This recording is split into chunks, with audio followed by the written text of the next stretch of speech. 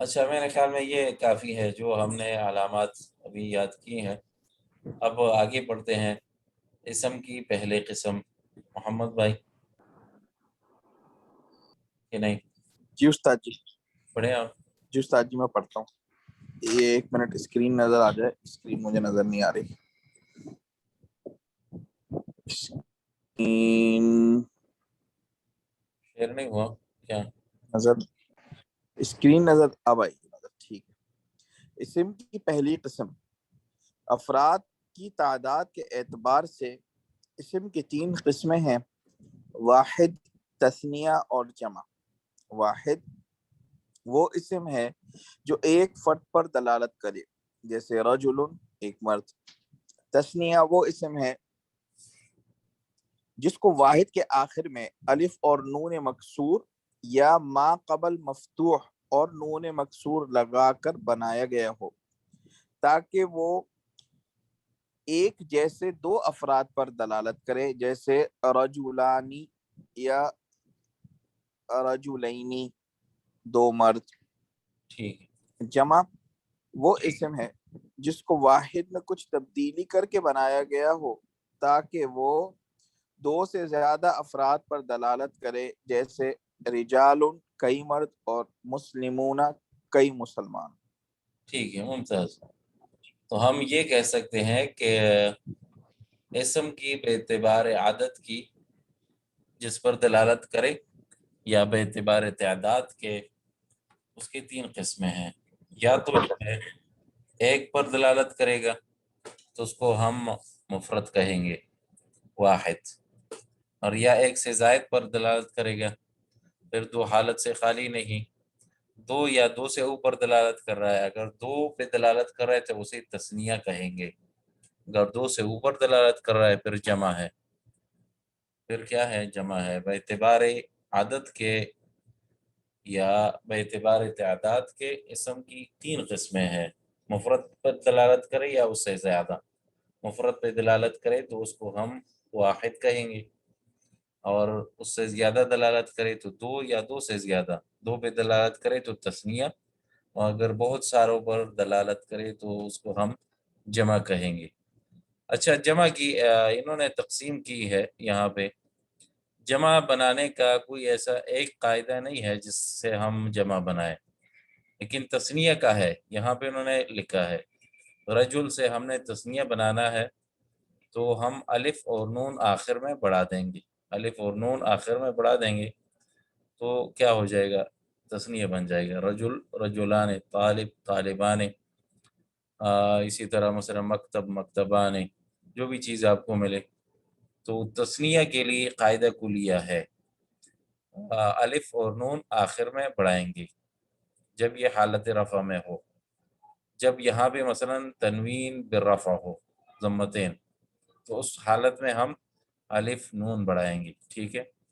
اگر ایسی حالت ہو کہ وہاں پہ مضاف الیہ واقع ہو یا اس پہ حرف جر ہو مثلا، اور وہاں پہ کسرہ دینا مناسب ہے، تو پھر اگر ہم وہاں پہ تثنیہ بنائیں گے تو یا اور نون بڑھائیں گے، الف کی جگہ یا لگا لیں گے، تو رجلان کی جگہ ہم رجلین کہیں گے، رجلین مثلا۔ یہ بات دوبارہ بتائیں گے استاد جی؟ ایک دفعہ دوبارہ، سمجھ میں نہیں آئی کیا کہا آپ نے۔ اچھا، الف اور نون مثلا کہاں لگائیں گے اور یا اور نون کہاں لگائیں گے؟ ویسے تو انہوں نے لکھا ہے مثلا، یا عام طور پہ یہ بیان کیا جاتا ہے کہ حالت رفع میں الف نون ہے اور حالت نصب اور جر میں یا اور نون ہے، ٹھیک ہے۔ اگر ہم کچھ اور آسان الفاظ میں کہیں کہ میں نے جہاں پہ تثنیہ بنانا ہے تو میں دیکھوں گا کہ اس کی مفرد کیا ہے، اس پہ تنوین ہے یعنی ضمتین ہے۔ اگر مفرد پر ضمتین ہے یا ایسی جگہ جہاں پہ ضمتین آئے گا تو وہاں پہ تثنیہ بنانے کے لیے میں الف اور نون لگاؤں گا، ٹھیک ہے، الف اور نون۔ اگر ایسی جگہ پہ میں تثنیہ بنا رہا ہوں جہاں پہ کسرہ ہو، رجلن آ رہا ہو مثلا، سلمت علی رجلن، ایسے اگر آپ نے کہنا ہے، یا اس پر فتحہ ہو، رأیت رجلن، اگر ایسی حالت ہے کہ وہاں پہ فتحتین ہو یا کسرتین ہو اور اس سے پھر میں نے تثنیہ بنانا ہے تو اس پہ ہم الف نون نہیں بڑھائیں گے بلکہ یا اور نون ہم بڑھائیں گے، یا اور نون آخر میں لگائیں گے۔ تو رجولن سے کیا ہوگا؟ رجولن سے تثنیہ کیا ہوگا؟ رجولن کا تثنیہ ہوگا رجولین،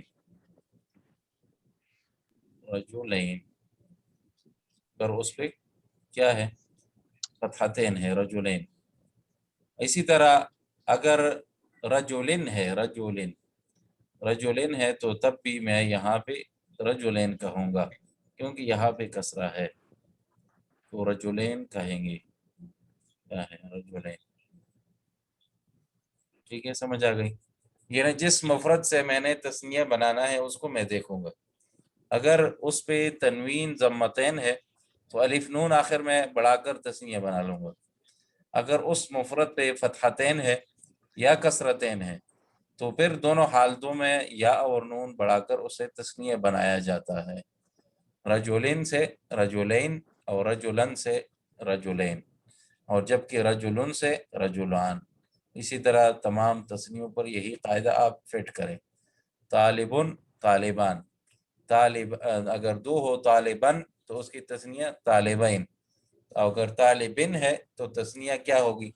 طالبین۔ اسی طرح کتابن، کتابان، کتابن تثنیہ بنائیں گے تو کتابین، کتابن ہے تثنیہ اس کا بنائیں گے تو کتابین۔ سمجھ آ گئی؟ واضح ہے کہ نہیں؟ کس کو سمجھ آئی؟ الحمدللہ سمجھ آ گئی۔ اچھا، تو یہ حالت جر اور نصب سے کچھ تھوڑا سا آسان ہوگا میرے خیال میں۔ اچھا، جمع کیا ہے؟ پھر انہوں نے جمع کی تقسیم کی ہے، ظہور بھائی پڑھیں۔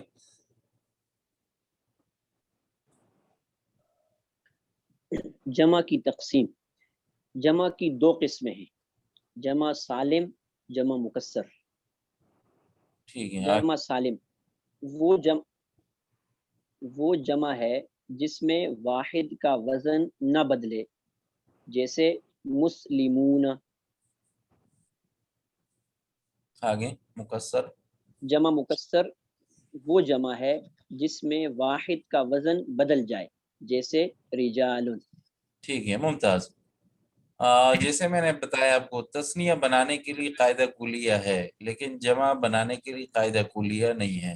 جمع بنانے کے لیے اس کے جمع کے اپنے اوزان ہے، اور ہر اسم کا جو ہے الگ طرح کیا ہوتا ہے؟ جمع ہوتا ہے۔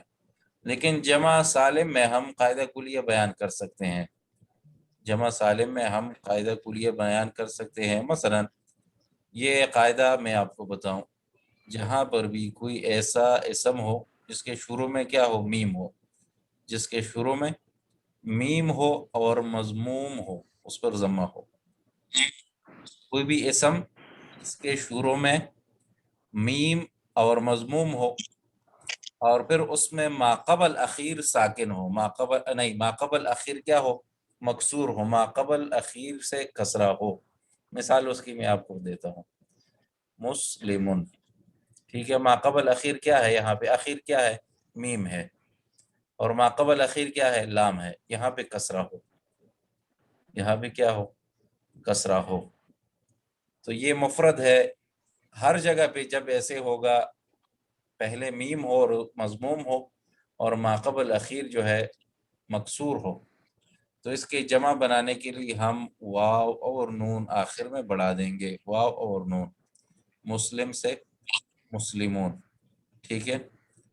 اسی طرح اگر یہ خماسی حرف ہو، سداسی ہو، رباعی ہو، جتنے حروف والا بھی ہو، لیکن ماقبل اخیر کسرہ ہو اور پہلا مضموم میم ہو، تو یہی قاعدہ اس پہ آئے گا ہر جگہ پہ۔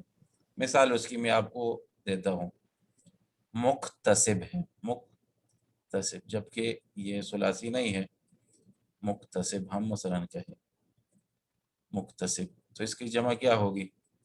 مکتسبون۔ کوئی قاعدہ ہم اس پر بھی فٹ کریں، مکتسبون۔ اچھا، مکتسبون۔ مکرم ہے مثلا، مکرم ہے، تو یہاں پر ہم کیسی جمع بنائیں گے؟ ما قبل اخیر کسرہ ہے اور پہلا مضموم میم ہے، تو مکرمون، مکرمون کہہ سکتے ہیں۔ کوئی ایسا اسم آپ لائے ابھی جو ان کے علاوہ ہو، جو آپ کے ذہن میں ہو، وزن میں اسی طرح ہو، ہم اس سے جمع بنائیں گے اسی طرح، آپ بتائیں، ہر ایک لفظ لے آئے۔ مفلحن، مفلحون سے مفلحون، ٹھیک ہے، کیونکہ جی افلح سے ہے، مثلا افلح رباعی ہے، 4 حرف ہے اس میں، مفلحون۔ آگے کوئی اور بتائیں۔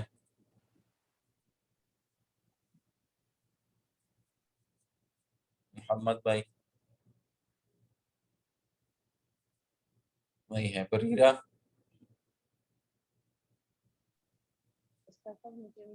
منصرن یا مجرمن، کوئی بھی ایسا اسم ہو، انشاءاللہ یہ قاعدہ میرے خیال میں اس کا کوئی خوارم نہیں ہے، یہ نہیں ٹوٹے گا، بس ہر جگہ پہ ایسے برقرار رہے گا۔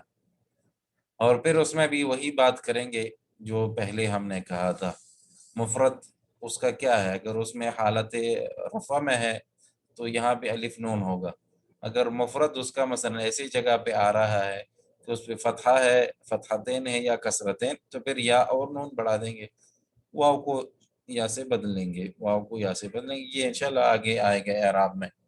اچھا، جمع سالم پڑھیں آپ ظہور بھائی۔ جی، جمع سالم محدث کی تقسیم، جمع محدثون آئے گی، کیا؟ محدث میم ہا دال سا، ہاں محدث کی جمع محدثون، جی، صحیح، اور اگر اور شد کے جب ساتھ ہو تو حالت محدث نصب اور محدثون ہے۔ صحیح، اچھا، یہ جمع سالم کی تعریف ہم بھول گئے، جمع سالم اور مکسر کیا ہے؟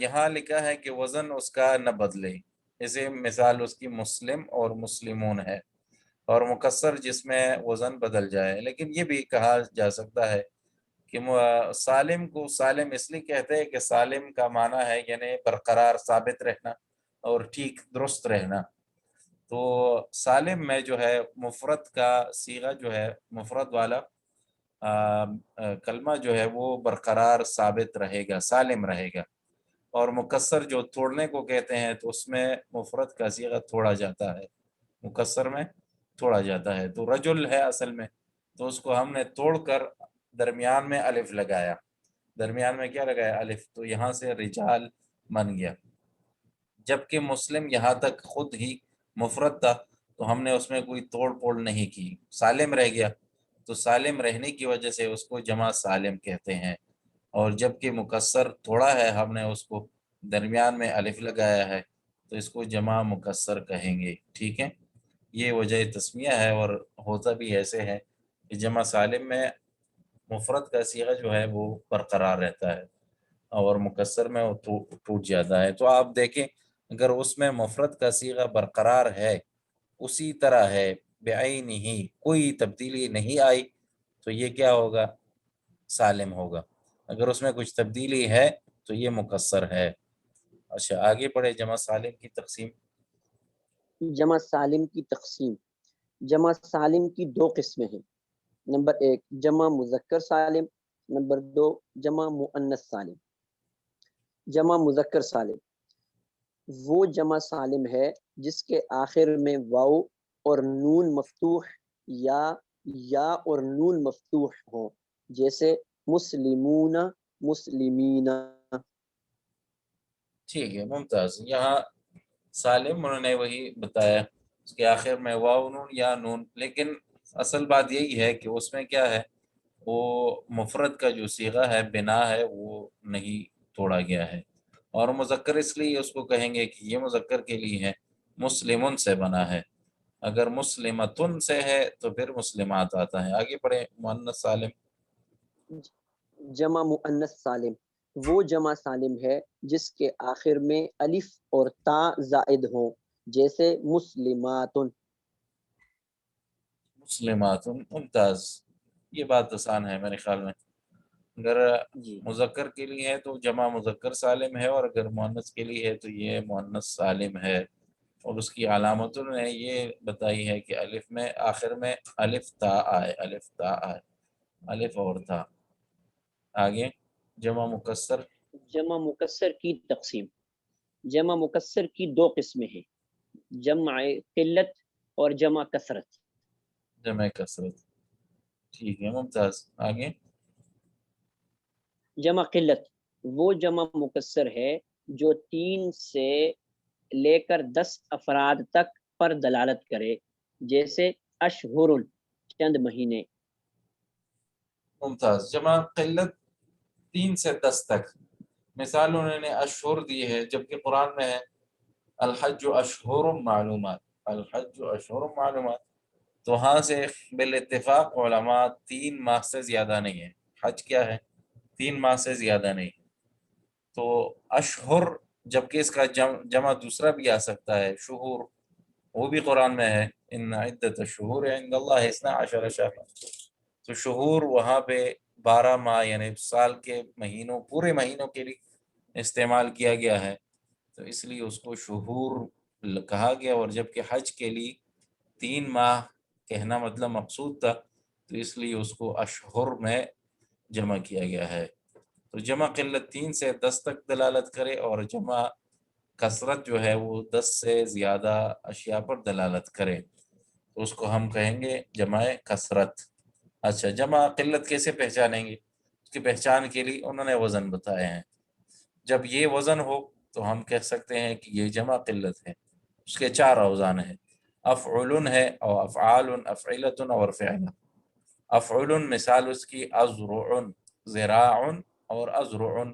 افعال مثال اس کی صوب، اصواب، اور افعل رغیف، ارغفہ، اور فعلت جیسے غلام، غلمت وغیرہ۔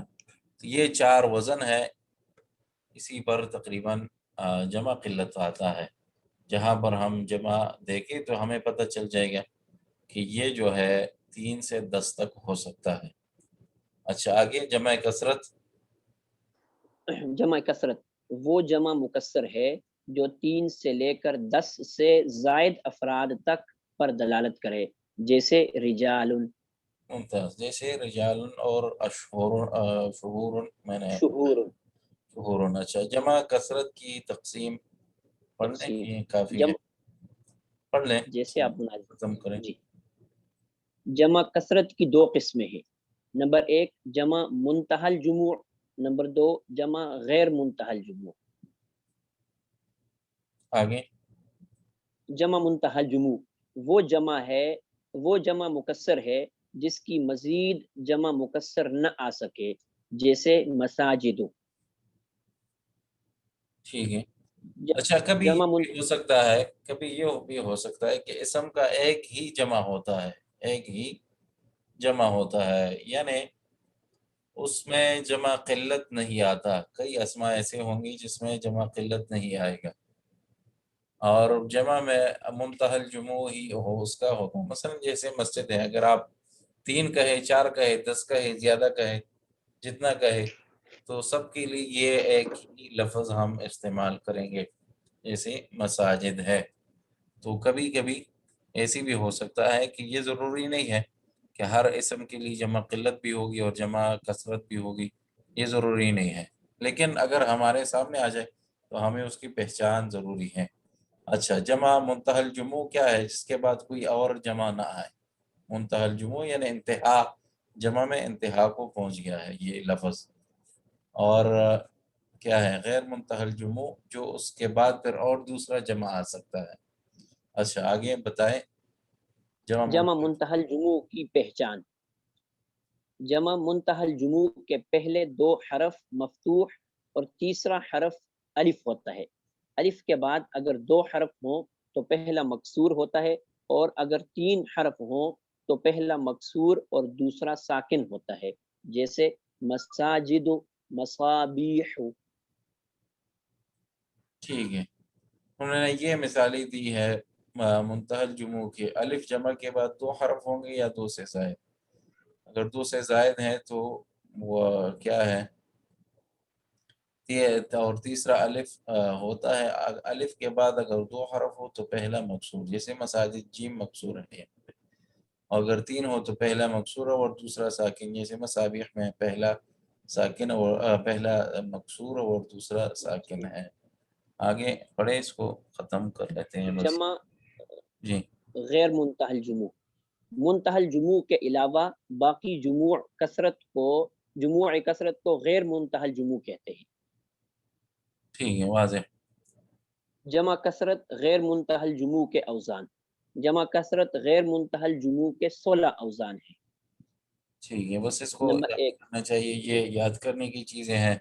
اوزان کیا ہے؟ فعل، فعول، فعال، فعل، فعلۃ، فعال، اور فعلۃ، فعل، فعال، فعال، فعال، فعول، فعلان، فعلان، اور فعلاء، فعلاء، افعلاء۔ یہ پھر ساتھ انہوں نے مثالیں دی ہیں، اس کو یاد کرنے کی ضرورت ہے۔ تو یہ جو ہے ہم آج یاد کریں، اس پر اکتفا کرتے ہیں، انشاءاللہ کل دیکھتے ہیں جو ہم موازی ہوں گے اس پر پھر گفتگو کر لیں گے انشاءاللہ۔ ٹھیک ہے، جی جی کوئی سوال، کوئی کچھ کہنا چاہے تو؟